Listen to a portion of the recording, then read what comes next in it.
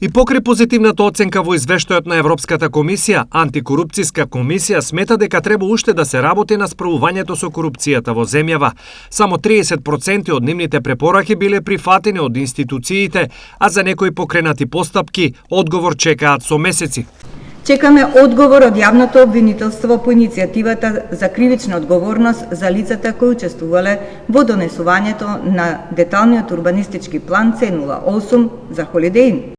Чекаме и промена на законската регулатива за ограничување на дискреционите права на одговорните лица и конечно обезбедување можности за фер начини на вработување.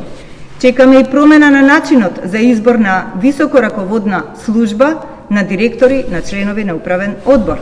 Постојат обиди за дискредитација и укажување дека ги надминуваат своите надлежности, велат од Антикорупцијска, без да посочат по-конкретно за кого станува збор.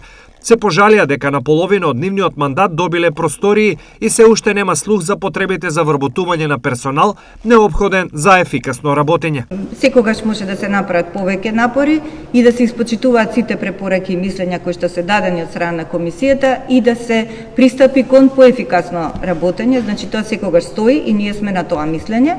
Инаку во последниот извештај на Европската комисија се наведува дека Државната комисија за спречување корупција е особено активна во превенција на корупцијата и во отворање голем број предмети, вклучително и на оние што се однесуваат на службеници на високо ниво.